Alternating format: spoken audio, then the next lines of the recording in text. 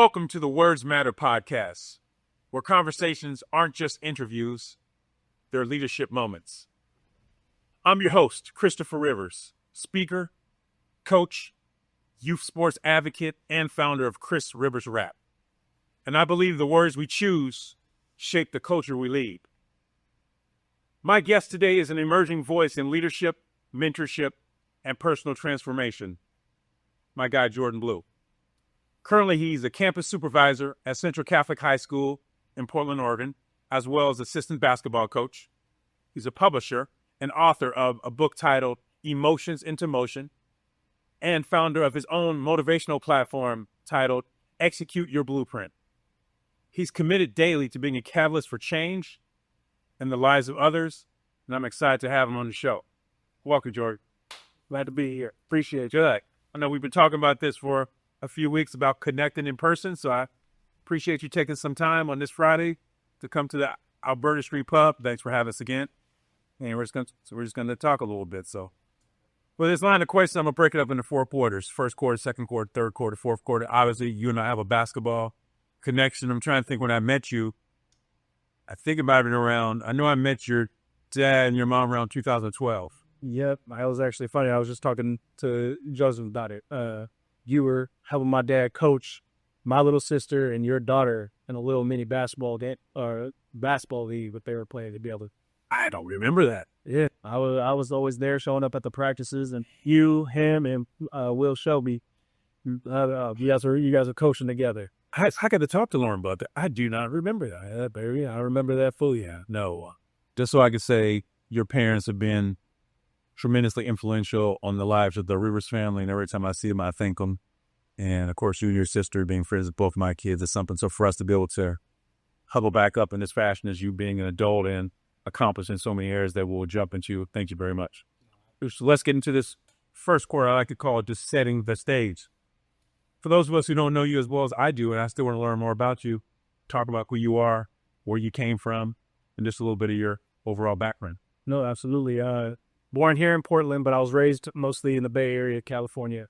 Moved back and forth. My dad, he was playing college ball when I was just a little toddler, and I lived on the court. And they used to put me in the little playpen right on the basketball court while he was practicing with his team. And so basketball has been a part of my life since then. I was a player myself, been on plenty of AU teams. Moved back here in maybe even earlier in 2008. Okay. Went to a little bit of middle school here, but then went to Jesuit High School. Played basketball 4 years, graduated 2014. Then I played at college, started over at Southern Oregon University, and then finished up in Northwest Christian University. And after that, played or coached over at Central Catholic with my dad, and took a little break when COVID hit, and then also had 2 children along with my wife and my oldest daughter, Aaliyah. And then, yeah. That's it? I mean, you got a full plate. Oh, so you're 30 now, right? 30. Yep. Man, so young. Ooh. This is about you, but I got to ask, what type of hooper was your pops? Oh, my goodness. He was explosive. Man, one thing, his nickname before was Dimes, and even before that, it was Blueprint, which is where my name comes from, Coach Blueprint, or from my platform, Execute Your Blueprint. It all started from him. He was in person. He used to see everything on the court. He was throwing assists like it was nothing. His handles were ridiculous. Yeah, he was competitive. It's so cool to hear. Obviously, so used to seeing him as a coach and then as an administrator and advocate for young people, but just hearing about his game is something that really resonates. Let's talk about your family a little bit more.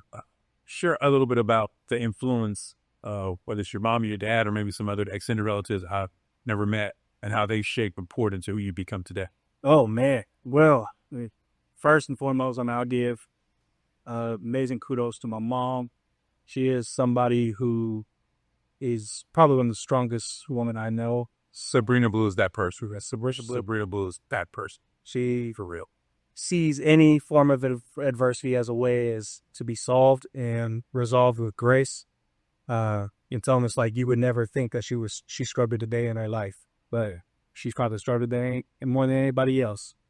And yet she does it with grace. She does it with responsibility. So yeah, and I highly admire her. My dad, the number one word, he gives it out to anybody and everybody, is humility. He succeeds with so much passion. He has so much compassion towards everybody else. His number one purpose is to help people, which is where I've inherited that type of feeling and that purpose. And he never looks for any sense of thank you.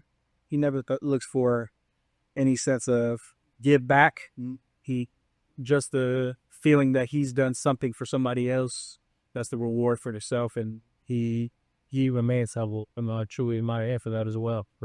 Well, both your parents are tremendous people, and I briefly alluded to, but I just want to say that my kids also attended Jesuit High School with Jordan and his sister, and influence that both your parents had on helping my kids, Zach and Lauren, develop into the young people they are today. I'll never be able to thank them enough. So David and Sabrina, I want to thank you guys once again for you guys being there in a time when they were young, impressionable, and needed guidance, and in an environment that wasn't comfortable. And actually, it's something that you guys really gave them a platform to grow as young people and as students of color in an environment that was sometimes not always as friendly, as welcoming as we had liked it to be, but they were awesome. So I just want to say thank you for that. You talked about being a hooper. You played at a couple of different colleges. What can you say about your sports journey as an adolescent, growing to the high school, pre-college? How did that shape who you become today as a man? Man, I used to always say that my relationship with basketball was a love-hate relationship. I loved the game of basketball, and I feel like it did not love me back sometimes. I dealt with plenty of adversity through whether it be politics on a team, whoever paid more got to play more. I dealt with plenty of injuries. It's like, exactly, you dealt with plenty of injuries, and that sense and feeling like I was helpless on a team because I couldn't be on the court, that always killed me. Dealt with a lot of mental health. I know many athletes deal with that. Right. And so that type of struggle really made me feel like, hey, this gang does not love me. But it truly created a lot more growth in me than anything else in my life. Being able to just kind of have that purpose that throughout any type of obstacle, I'm actually able to grow from it and be better because of it. Okay. A little bit later, I want to ask you a little more about those mental health obstacles you've overcome and are now thriving from. But in your current role at Central Catholic High School, one of the multiple hats you wear, tell me, what does that role as being on campus, not only just the campus supervisor role, but as a coach, as a mentor, as someone that the young athletes and young students in general look up to, how are you able to pour back into them?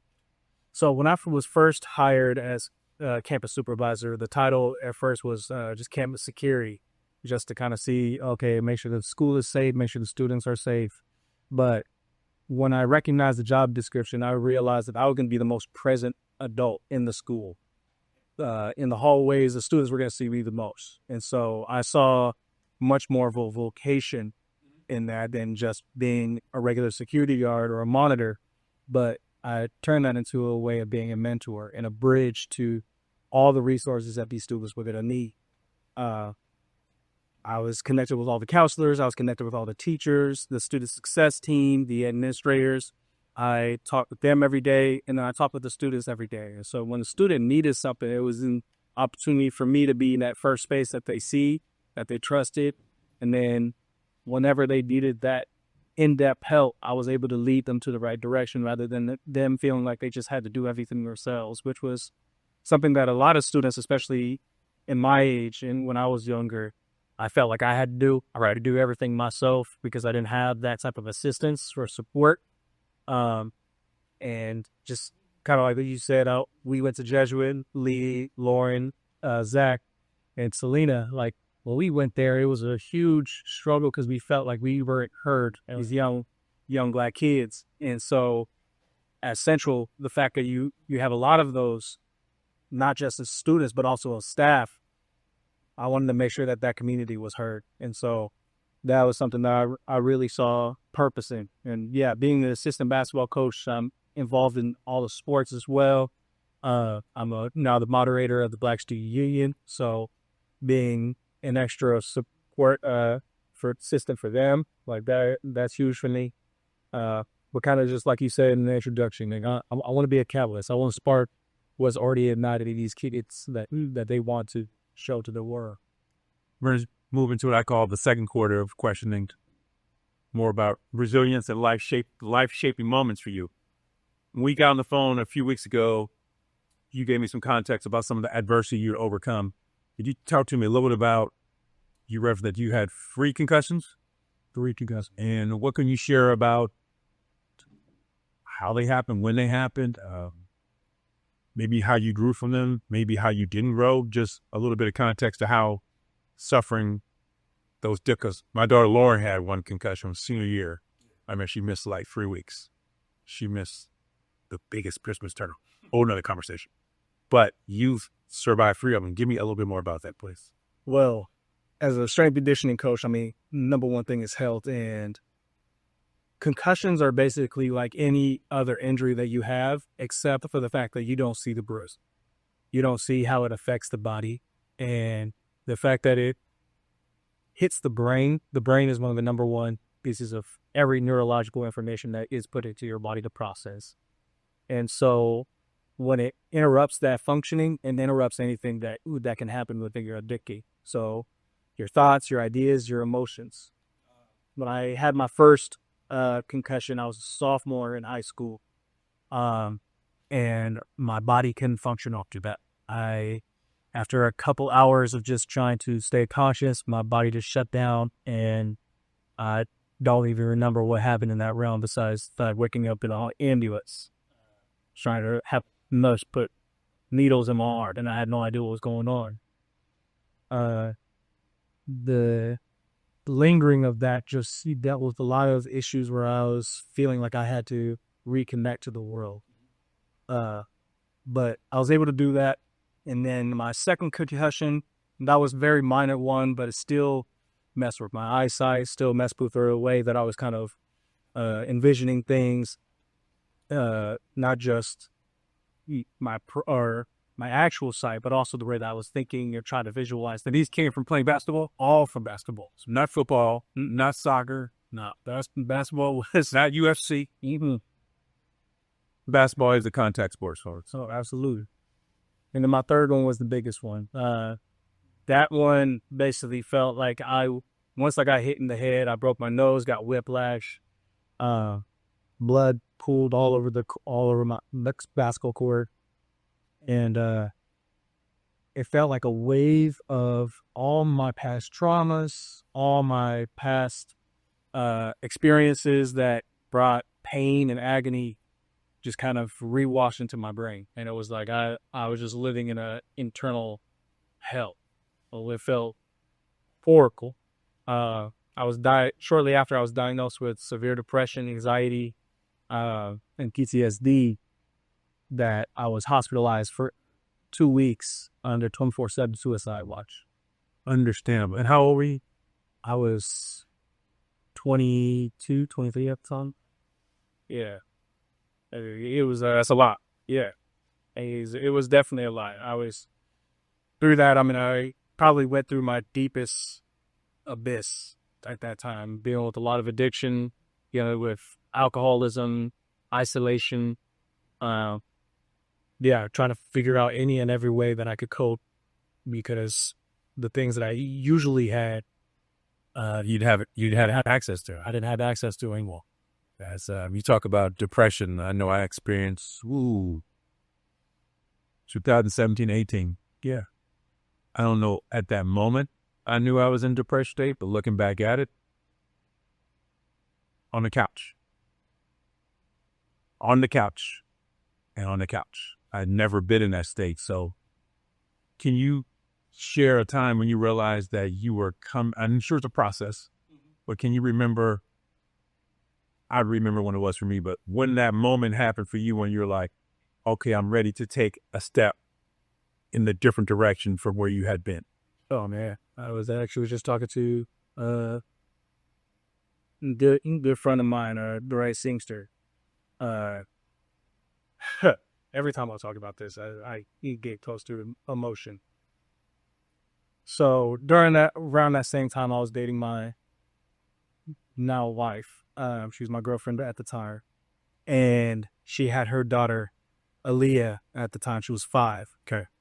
And got to meet them both. I was kind of growing the relationship with them, and Aaliyah, being 5 at the time, would have all types of nicknames for you. It would be, of course, JB was the first initial one. Then it was Butthead, Knucklehead. Butthead's classic. Oh yeah, of course. Yeah, Poopy Head, all those types. You got all the good ones, all the good ones, absolutely. But while I was in the hospital under suicide watch, all I had was meds. I was by myself. I didn't want to be around any groups, and they would allow me some visitation, maybe some phone calls every once in a while. And this one day during that, I was on the phone with my wife, and just as she always is, "How are you doing? Do you need anything from me? Anything that I can do to support you?" All of a sudden, my daughter gets on the phone, and for the very first time, she goes, "Hey, when are you coming home?" Power. Yeah. At that time, it was a complete change where I'm like, I can't make this about being a boss, right? I understand I'm dealing with a lot internally, but for the sake of her, I need to change my entire life. And I need to change my mindset. I need to change me, my identity. And so not only did that motivate me, that just completely just to change. So Aaliyah became your immediate why. Immediately. Just that phone call, her calling you dad, that moment, I'm sure it's just hearing you describe it, I feel the chills. I see the look in your face. And I'm sure you can go back to that moment knowing Every time. And for those of us who are parents out there, we know that once we became parents, it stopped being about us. And that's the difference between being a mom or a dad or a parent. A parent is not about you.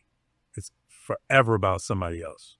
So, yeah, and it's something that even those times you don't want it to be about them, because I have those moments too.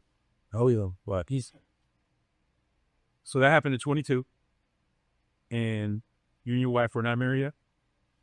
No, that happened in 2016, right there. And we actually, we weren't married yet then. We got married in 2021, August 2021. How long did it take you to be, first off, thank you for being open and being able to share that such a private moment that shaped you, but how long did it take you to turn those dark nights into moments of brightness? Into, they say no matter how dark the night is, the sunshine always comes up somewhere. How long did it take you? Took me a while, because, it wasn't just an overnight thing. I first had to really work within myself, and that took months, just trying to understand what it is that was really rooted in me that caused that type of pain, besides just the concussion, because the concussion was just a trick. And I started kind of writing everything down, all the voices that were in my head. And through that, I was getting a lot of things out of it that I'd never even realized I would. I know we'll talk about that later with my book. And then after that, it was learning how to actually be in a wholesome relationship, not just with my wife, but with God, with ourselves, with my wife, with my parents, and create a solid foundation. I was actually able to grow where it took me probably a good 2 years. Through that, I made a lot of mistakes. Through that, I made a lot of falls. You're not perfect either. Nope. So you're not to that. For the all non-perfect team. Amen. First team. And so, through that, I grew a lot, and I know people around me grew a lot from that. It's funny because you talk about people who inspire the most. It's the people who've fallen, you gotten up. So I feel like the relationships that I had have been inspiration. Yeah. Thinking about all the self-development, evolution, fill in the blank, ... that you've gone through, what's something you can share with somebody who's watching this right now who is dealing with depression, anxiety, fear, addiction, a combination of all of it, something that, because somebody's watching right now, Jordan, who is not having their best day. The sun has not come up for them today. They're struggling in a relationship, they're struggling at home, they're not succeeding, they haven't got the job they want to, whatever it is. What can you give someone who needs to hear some words that can help them? Man. Number one thing I will always say is forgive yourself. Forgive yourself, because you are not perfect, and things that you choose or have chosen in the past, they were made for a reason. And they're made for your own mental development, your own emotional development, and most importantly, your own spiritual development. And so it may not always seem like that's there for your growth, but it's there so that way you can see the best version of yourself through the turmoil and through the abyss, because without the darkness, we would not see light. Yeah. Before we jump into the third quarter, where can people find you? What's some of your platforms that they can reach out to you and learn more about you? Yeah, you guys can see me mostly on Instagram, Mr. Blueprint, or Mr. Blueprint.sa. SA standing for student athletes, because that's what all of us are. We are student athletes. We are constantly learning, and we are constantly sacrificing our mind and body to become better. You can also find my book on Amazon, Emotions into Motion by Jordan Glue. So you can buy. How come everybody got a book but Chris Rivers? I got some work to do. I was at a function last night with Peyton Pritchard, Young Man Tyrus. He has a book. My book is coming. I'm just going to put it out there. Thomas Hosler got a book on? Yes. Yeah, Exactly. See? 2027, the book's going to be here. Love that. That's what it is. I'm actually in the works of my second book as well. So 2027. 2027. You're not going to get me. You're not going to get that competitive side. Not going to come out. No, that's correct. Everybody has a book except Chris Rivers, but I just committed. The 2027 book 1 will be out. Talk to us about your book, Emotions into Motion. Talk about where the concept came from. Talk about what's inside the book. Remind people where they can get it. And how does it feel being an author? Yeah. So to set context up, you've already talked about my past as far as being hospitalized. When you're in that room, they don't give you a lot to really entertain yourself. And they gave me basically a pen and paper. I wouldn't even say a pen. It was the sliver that usually comes inside the actual pen. So that way it was flimsy enough that you couldn't do much. You couldn't hurt yourself with. You couldn't hurt yourself with. So I had that and some pieces of paper, and all I did was just start writing. I started writing my fears, my pains, my loves, my passions. Started writing about things that had influenced me, whether that be my social justice, or social injustices, being Black in America. And I started realizing I was putting my emotions into motion of pen and paper. Emotions into motion. Got it. And that's what created the name. Very first time that I started sharing it was with a couple friends of mine, and also to my wife and my parents. And the more I wrote and the more I shared it with them, the more people were telling me, you need to share this with my people. Right. A church that I was associated with over in UG when I was in college asked me to share it with their club, which was in U of O, which was called Real Talk at the time. They were recorded. And I started sharing that. One of the members of that club asked me to perform it within the college that I was at. So just this aspects, this is elements of the Emotions into Motion book. These were going at 7, 8. These are poems you wrote 7, 8 years ago? Yeah. So these were all of them, all the words that I started writing down as far as journaling ended up becoming spoken word poems. Yeah, absolutely. And the more I started sharing them, the more people were just saying like, wow, this is powerful. And not only powerful, but relatable. People really took ownership of some of the poems that I written. Where's your courage come from to get up and share that side of you? Because you hadn't done that before, right? Well, no, Did you do drama in high school or theater, musical? do I do any of that. For some reason, being on a podium doesn't scare me. I mean, I've been lead ambassador and president of Black Student Union for several schools, and so just having that space of being in front of crowds, it wasn't nerve-wracking. If anything, it was opportunistic for me, and it was an opportunity to actually have my voice heard, because a lot of times in a lot of spaces my voice is not heard nor wanted to be heard, so it felt empowering to me. And yeah, so out of nowhere, a lot of my poems started being shared in universities, high schools, organizations. My most recent one that I shared was for the Beleki Road campus, and a group within their industry asked me to do a customized piece on the love of basketball.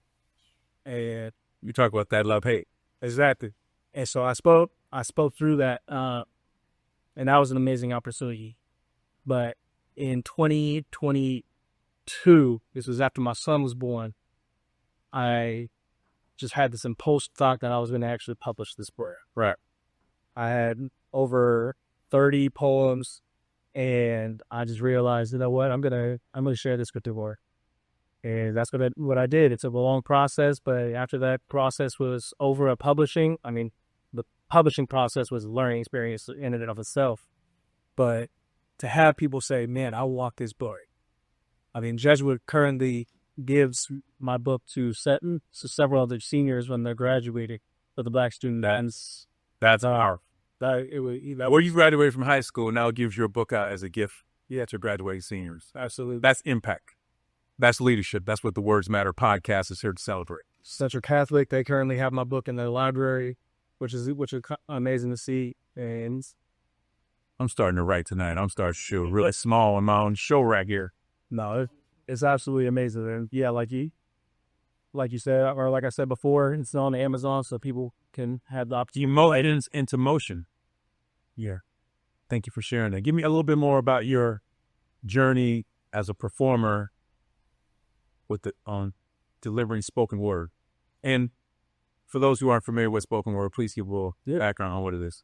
So spoken word, in the most generic terms, it's poetry with passion. It's poetry with rhythm, and being able to provide certain stanzas with the sense of soul. It's the soul food of poetry. And it feels absolutely. And when you see it in plenty other spaces where they're doing poetry slams, you just see whole visualization of soul with people in their share. They share their fears, they share their pain, they share their experiences. It could be as little as, a first date that I went on, to as powerful as what it feels like to be under my minor within the United States of America. Like, they could speak on anything. They speak with passion to the point where it's relatable, and it's powerful. One of my very first scoping words that I listened to is one of the most powerful ones that I've heard from Jonathan Beck. He's a Christian spoken word artist, and he talks about the greatest artist of all time. That be it. Yeah. He said, any artist that you could think of, my favorite artist, created all of those. He's the original for you. The master of the masterpieces. As I say, I absolutely love that one. And that's, every time I look back, that was one of my favorite. So yeah, that's what spoken word is. And to me, it's something where I can actually put my emotions into emotion that doesn't have to restore within my own chest or in my head. Is there a second edition coming? Absolutely. Currently writing my second book. I am more than halfway done. And it's called Intersectional Growth. It is the growth within every bit of our identity. And it's a combination of new poems that I've been writing, along with actual descriptions of each of them, being able to explain where each of these poems come from. I know that's something that a lot of people were asking, like, where did this poem come from? What inspired you here? And that's kind of where I'm adding on to this book. is being able to share how my personal experience and what inspired me to write people. Jordan Blue, author. Thank you for that tremendous background. Let's pivot a little bit. When we hopped on the phone, you talked about expanding your motivational speaking platform. You gave me some concepts you were working on. I shared some of the growth I'd made, some of the key learnings I had over the past 18 months, and we were really able to fellowship on that. But now you are full 10 toes down, as the young kids say, in executing the blueprint. Obviously, we know that your dad's nickname was the original blueprint. Obviously, you've adopted that. Talk about executing the blueprint. I've seen most of the posts, so I try to share some of them. But just talk about how you landed on executing the blueprint at this point in your life and how you hope it impacts people. So when you look at any tangible blueprint in the world, like when you think of architecture, it shows you everything before you even start activating anything. It shows you what the plan is, what the overall result should look like, and it shows you the obstacles. It tells you the obstacles, the materials you need, the people you need. And that's the blueprint of life. You got to recognize, one, what is it that you are trying to achieve? What obstacles are going to be along the road? And then what are the resources that you need to support you through that journey? And to recognize that is the very first step. And then to execute your blueprint comes with this sense of preparation and courage. And that's what I want to be able to share with young folks, especially now, is this sense of not a lot of kids understand that they can take that first step. And my dad used to have this saying, he still has it every day, but luck is when preparation meets opportunity. This it is. He used to tell me that all the time, and it took me a while to understand that way. Now, to see that I have worked so hard within every obstacle that I've gone through, that the opportunities that have met me now, I've been ready. I didn't have to get ready for any obstacle that was provided towards me. I've been ready for years to come, and I prepared for each of these. And that's something that I want for each and every one of these kids, that even though they don't see the opportunities now, those opportunities will come. But you can't get ready for them when they come. You have to be ready for them now. So that when they come, you just got to grab it.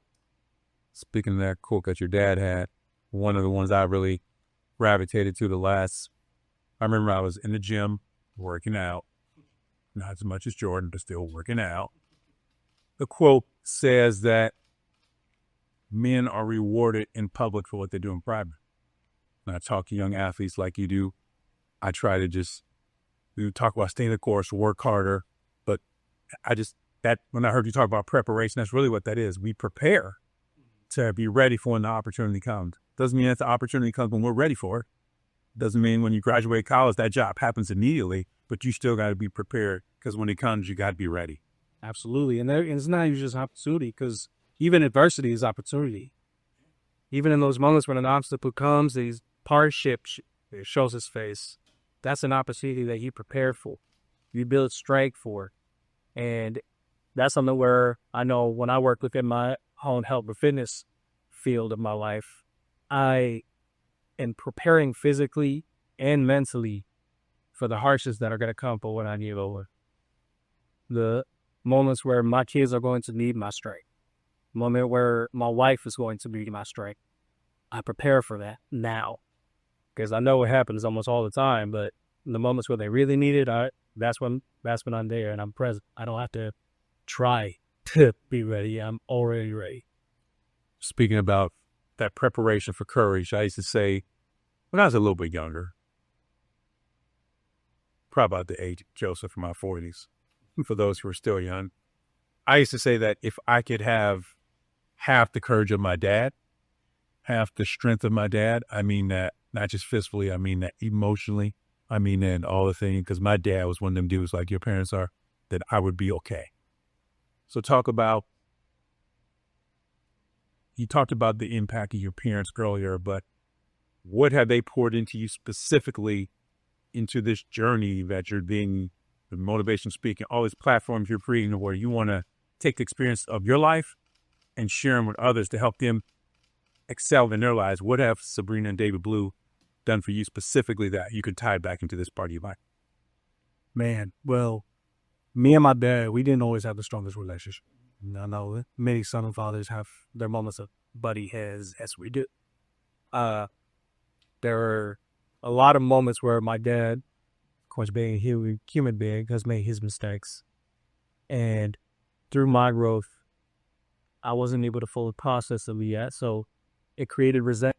It created a moment where I had my own kind of abyssal feelings and suppressed emotions that I couldn't share with them. One, because I fear him, but two, because I don't want to be the one to break that relationship. And so then as I got older and I started to have my own experiences in life, my own experiences in relationships, and my own experiences as a dad and husband, I started to recognize more of who my dad was as a kid. Right. Not as a superhero like when I was a kid. Not as somebody not as a role model. Not even as somebody who I was disappointed in or disgusted in or saying, you know, nothing bad. I didn't view him as any of things. I viewed him as a human being. And I recognized how he has grown as a human being, as a man. And I admire every bit of that growth. And I am inspired by every bit of that growth each and every day. And it's inspired me to grow a lot in my own journey. And one of the biggest quotes that he always used to tell me, because in every part of my journey, I would either say, I want to be just like you. I wish I was just like you. I want to be nothing like you. Depending upon what day it is. Exactly. Depending on what day it is, his answer was always constant. Be better. Right. I prayed you will die. And so to this day, I'm inspired to be better than him because of him. And in inspiration of him. Because he is, not just was, he still continues to be so amazing for himself, for our family, and for thousands of others through his families he starts. As a coach, they're sitting across from someone who he directly impacted my family.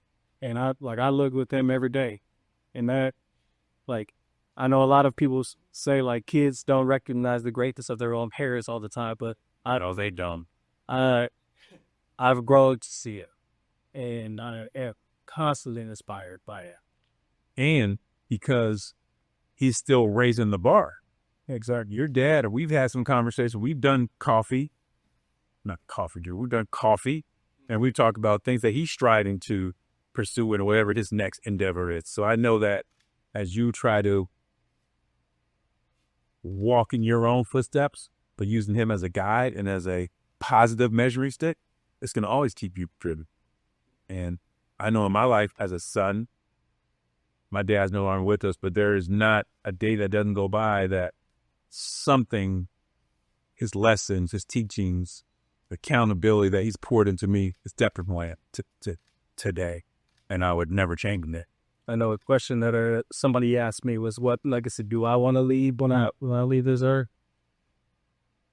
Honestly, it's just expanding case. Okay. The blueprint, expanded. You touched upon something. You're a father, you're a coach, you're a trainer, you're a mentor. When I first started coaching, I didn't have kids. I was 25 years old, coaching freshman basketball. I was a little wild.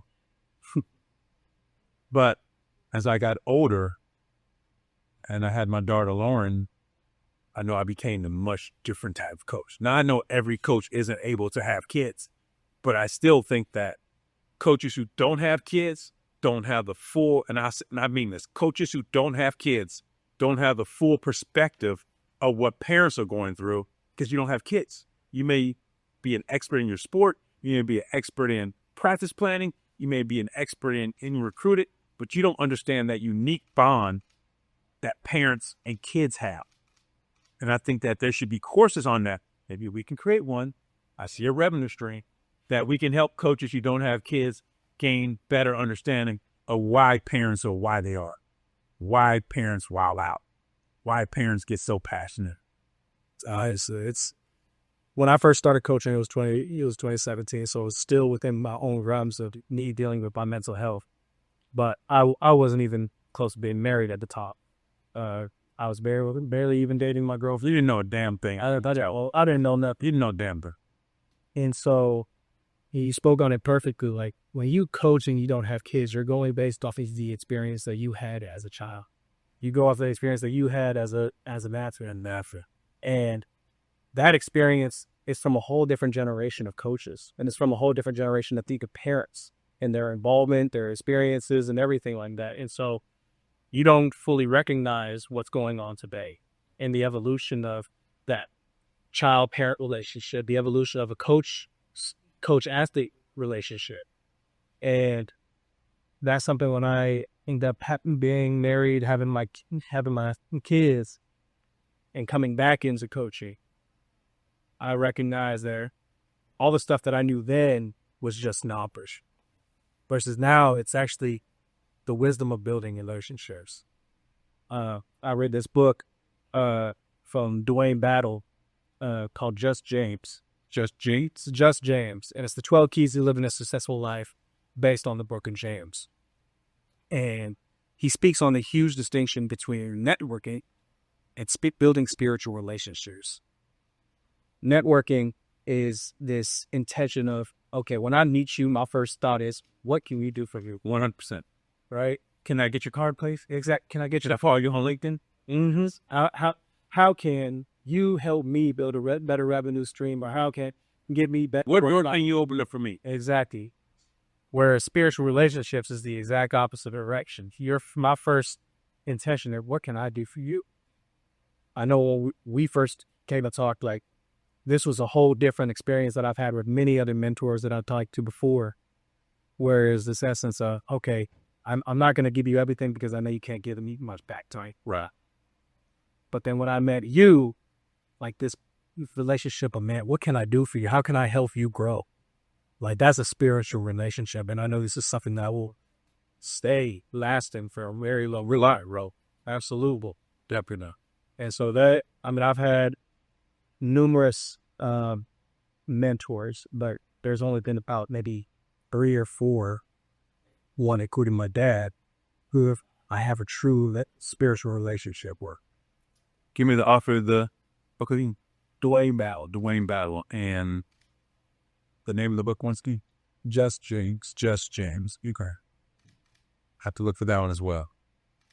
We're going to move into the 4th quarter because we could do this for hours. Mm-hmm. I got to go work on that first chapter. This not even the chapter. I'm just going to work on the preface this afternoon. You describe yourself as a catalyst for change. What does that mean?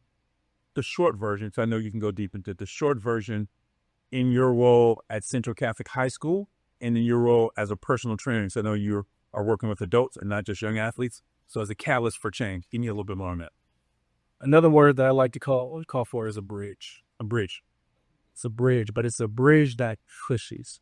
You think of something where you're not just walking it on your own, but somebody that says, "Look, this is the right direction." A moving bridge? A moving bridge. Or you think of it like that.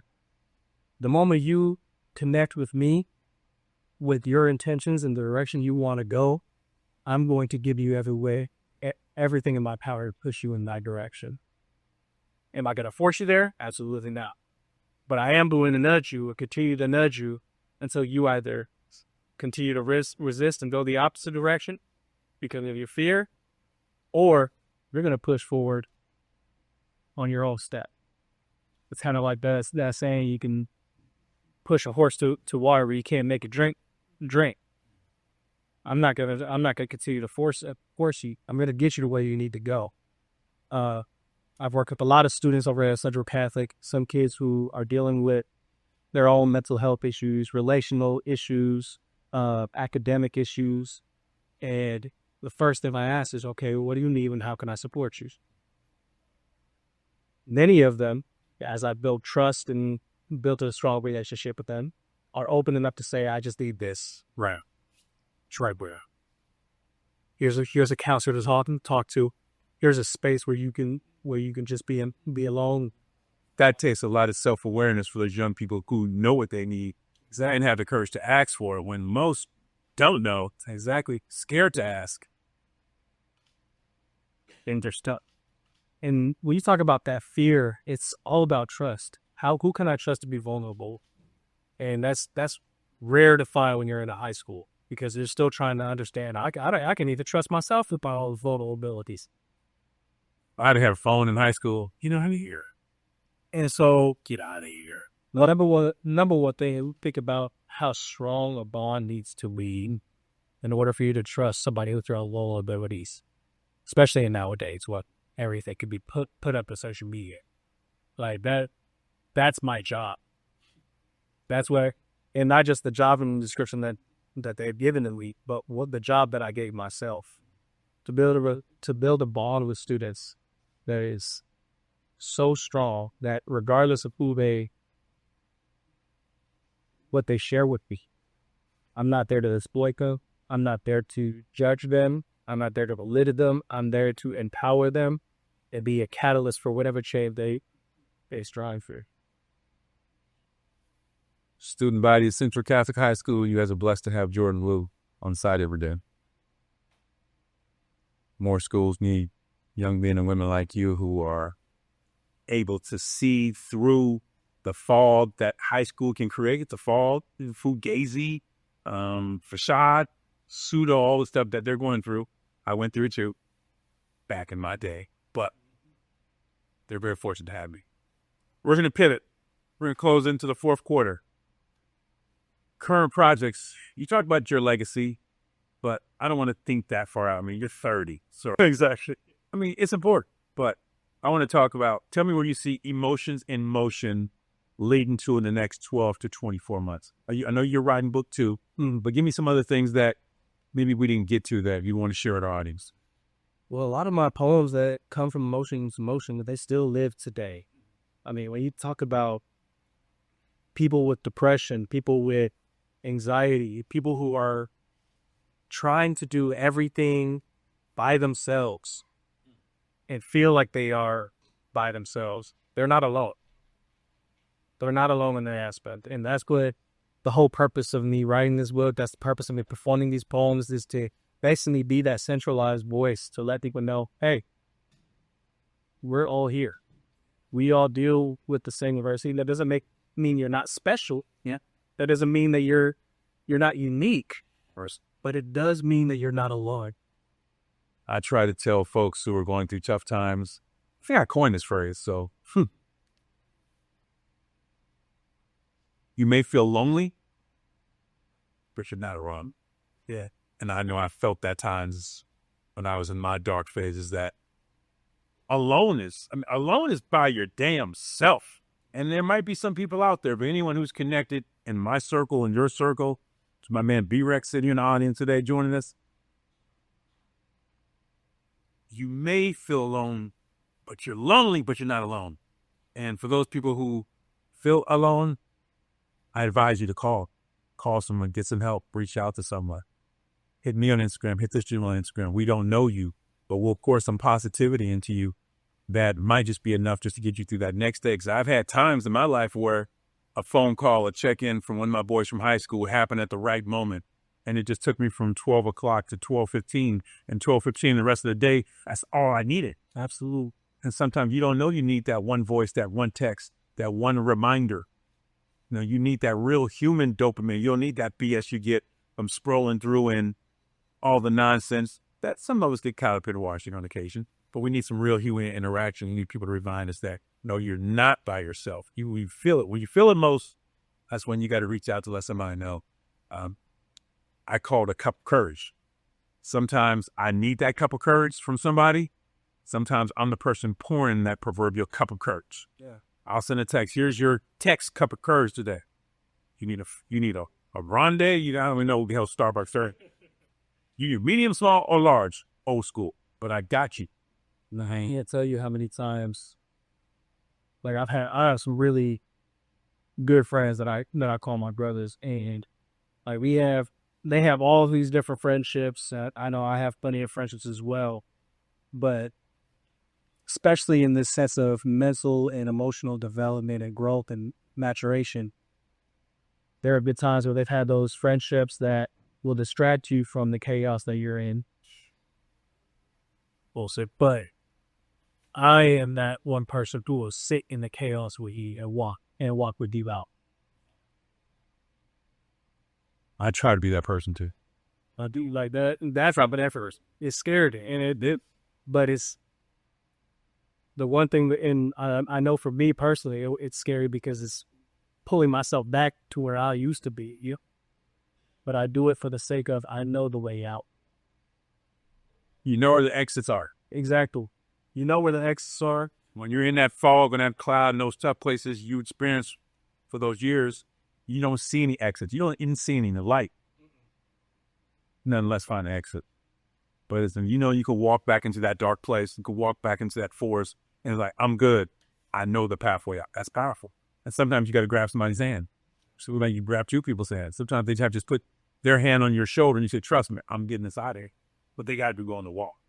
They have to be. You can't carry them all the time. It's a long walk out to that forest sometimes. But they got to be able to put one foot in front of the other. So we're going to wrap up with some fun stuff. Name a place you'd like to visit you've not gone to yet, anywhere in the world. Oh, man. You know what? I want to go back to the motherland. I want to go to Africa. What part? Africa's huge, bro. There's two countries that I want to go to. One is South Africa. I want to be able to see kind of the live version of Africa, the cities and the culture there. I go back and forth from Johannesburg. I keep going off what I'm hearing, and I'm not sure yet. See, I'm the same way. My other one comes from just my own descent, my ethnic descent, Ghana. Part of my ancestry is from Ghana, and I want to be able to see where my ancestors came from.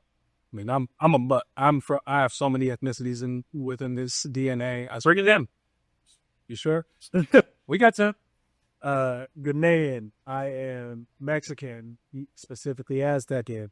We have plenty of different indigenous cultures from America. French, Scottish, Irish, Korean, Japanese. Trying to remember if there's I know my sister did that whole 23andMe, but so a lot of these that I got actually weren't from that DNA ancestry thing. It was from stories. It was from people in our relationships, very close, from my great grandparents down, and like it was just these moments where they came from outside the U.S. and a lot of people say, "Man, your ancestors married for love. They did not care about tradition whatsoever." So when you vote, what box do you check? Person of color. Person of color. Yeah, that's pretty much it. I get it. All right. So you want to go back to Africa, back to the motherland. Two-part question. Recently, as I've been trying to evolve as this leadership coach, I don't like to use the term motivational speaker because I think that's limiting, although I hope I motivate, but I hope I change behaviors and paths. I hope I inspire. But I look at her. I thought of if there's a Mount Rushmore of people I respect in the leadership motivational speaking sector, I created my Mount Rushmore. So I'm going to give you my 3 plus me, of course. I'm on there. And I want you to give me your 3 plus you. So my Mount Rushmore of leadership speakers, motivational speakers would be David Goggins. Crazy as he is, David. Brian Red Jackson, I still have your book, Be Wrecked. So there's David Goggins. 2, Ryan Leak, Leak, who I've just became exposed to recently, who is just the right mix of almost everything that I respect. Not saying I want to be like these people, but there's parts of attributes of how they get down I look up to, I'm encouraged by, I'm challenged by. So Goggins, Ryan Leak, Eric Thomas, E.T. the hip hop preacher, just because he just did it his way. He reminds me that you just show up as you, and it's about the message. It's not about what it looks like. It's about what you care about. It's the passion. And then there's Chris Rivers. Well, so, yeah, Goggins, Leak, E.T., and me. That's my 4. What about you? Now, I'll start with myself. I mean, for somebody as young as I am, I have lived plenty of lives. had many different hats, and to experience all of that and be able to share with other people, at this age, I have a lot of energy. I have a lot of ambition, but I also just have a lot of wisdom that, is sometimes pretty unique from somebody my age. So I want to continue to learn. That's my number one thing. Eric Thomas, I could definitely agree with you in there. He is somebody who's so passionate that the moment he speaks, it's the moment that you feel like you have to get out of your chair. 70 to 120. Absolutely. Some shout out Eric Thomas. Denzel Washington. Man, the way he speaks, he's always a congress. He's so smooth. He's stoic. He's a conversationalist, and when he's talking to you, it's like you're the only other person in your role. And to have that type of impact just off your voice alone, and then the wisdom that he's given is tremendous. And to see his transition from acting to actually being a priest is just unfathomable, because I already know how his growth has affected him. So shout out to him. My last one, man, I am going to have to go I'm going to have to go with TDJs. The original? The original. I always want to add something. Had a man of God there. I know that. I don't know all the controversy that's going on in pop culture, but his words, that's God's word. I got a book. The wife got me. It was a Father's Day gift a couple of years ago. I read most of it, but a lot of good nutties in there. No, very similar to Eric Thomas. The passion, of course, that's Baptist culture. That's the church. That's the Kirk Church. But I'll listen to his sermons while I'm working out, because it's almost just like God's voice is sitting there giving me different energy. So I'm huge on that. See, TD Eric Thomas, Denzel Washington, That's stuff. Final question, then we're gonna wrap up. You told me you're a big car karaoke guy, which I could think I was good at it, but as I get a little older, the rhymes just don't recall like I used to. What's one of those go-to car karaoke songs that when you're driving, the person driving next to you is thinking, what's wrong with that man in that car? Because you think you're on stage. Oh, man. You know what? It's going to have to be Love by Music Soul Tribe. That or This Woman's Work by Maxwell. See, I'm just having those, like you talk about passion. Right. Like I'm always into R&B. I love the rhythm and blues. So can you sing? You could ask my wife that question there. I try not to eye myself off. Okay. But yeah, no, I love singing. I'm passionate for. I sing in the shower. If you hear a song in the living room, I'm starting to sing it. And I know when I was growing up, my parents and my sister, we were like, "Can you just shut up?" I know Celine wasn't having it. She was not having it. What's up? Stop. We get it. Yeah. You sing it. Go on American Idol for all you care. Do it. But then, yeah, my wife always says that when she don't marry somebody, it's gonna be somebody who can sing. So must be doing something right. I'll keep that in mind. So we're gonna wrap up. This episode's been tremendous. My guest, my dear friend, young boy, young man, Jordan Blue. I've learned a lot. I appreciate the openness and the conviction which you've shared part of your journey. I want to ask that as this platform, this podcast I'm developing evolves, that you come back. So I want to, because I think like this was a good introduction to people who don't know you as well as the people who know you. They never know you as well. That's why I love the platform space that I've learned from. I keep alluding to Brian Rector, who's in the audience right now, who's done 75 plus different podcasts on multiple platforms that you just get to learn about people. So I want to bring you back. Obviously, I wanted to talk about where we are in our leadership journey, how we're mentoring and being there for others. But I want to just really focus on the health and fitness journey on, because I think that for people like me who don't maintain the discipline we like to on a consistent basis, as much as I live this 1% better, I don't always achieve it every day. I just want to talk about insights you had, what you learned from being broken to fixing yourself, to being courageous, to being strong, emotionally and physically. And if you'd be open, I'd love to have you back. Absolutely, man. I'm honored to be here, and I would love to be back. Okay. Anything you want to say to the audience before we get out? I want to give your Instagram handle again, talk about the book, prop it up. No, absolutely. Yes. MrBlueprint.sa on Instagram. You will see a lot of workout videos of my own. If you or look at the different tips, you'll also see a lot of motivational spoken word that you'll see on there. Some proverbs and parables. If you're looking to be motivated or you're looking to be inspired, great ways there. Once again, Emotions into Motion. You can find that on Amazon by Jordan Blue. Feel free to read it, and hoping to come within the next year or so, Intersectional Growth. You'll find that on Amazon. This has been the Words Matter podcast. I'm your host, Christopher Rivers. I want to thank our producers, Michael Hawthorne and Joseph Ruiz, and the kind folks at the Alberta Street Pub. They're coming to you live. Well, it may not be live by the time you do this, but it's live for us today. We're coming to you live from Northeast Portland. Stay blessed, and remember, words matter.